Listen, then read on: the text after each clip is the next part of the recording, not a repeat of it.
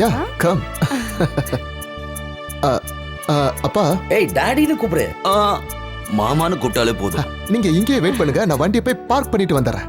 அதெல்லாம் டிரைவர் பாத்துப்பா, நீ வா. இல்ல இந்த வண்டியை நானே போய் பார்க் பண்ணிட்டு வந்துடுறேன், இல்லைன்னா யாராவது கோடு போட்டுருவாங்க. இப்ப எதுக்கு சிரிச்ச? இல்ல ஒரு கம்யூனிஸ்ட் இந்த மாதிரி பேசுறாரேன்னு யோசிச்சு பார்த்தேன்.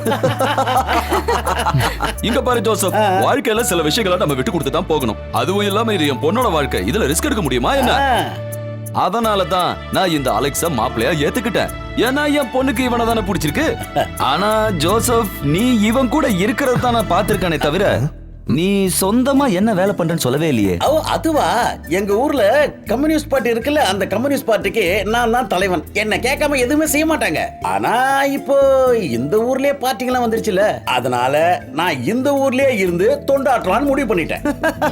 நல்ல விஷயம்தான்.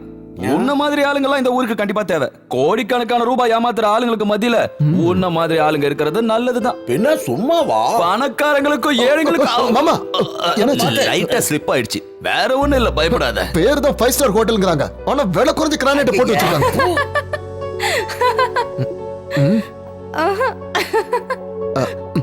உண்மையிலேயே உங்க நல்ல மனசு எனக்கு என்னைக்கு தான் புரிஞ்சுது. இல்லன்னா இவ்வளவு பெரிய ஹோட்டலுக்கு நீங்க ஜோசப் அண்ணனை கூட்டிட்டு வந்திருப்பீங்களா?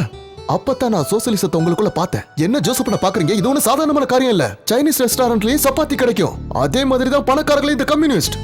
நீ சொல்றது உண்மைதான். அதனாலதான் இவ்வளவு சைனீஸ் ரெஸ்டாரண்ட் இருக்கா. ஆனா சார், இவனுக்கு கல்யாணம் ஆகலன்னா எங்க பார்ட்டினுடைய பொதுச் செயலாளர் இவன் தான். ஆமா பொதுச் செயலாளர் தான். என்னது? ஆனா இந்த ஏசி ரூம், சிக்கன், ஸ்காட்ச் இதெல்லாம் இருந்தா தானே அவரால வீரமா பேச முடியும். அப்புறம் அவரு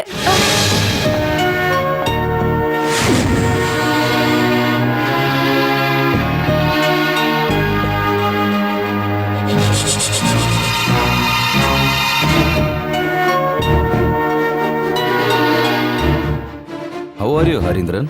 Fine, very fine. எல்லாத்துக்கும் காரணம் இவன் தான், பசும்போல் போத்துன புலி. பாடி பசுத்தோல் போத்துன புலியா?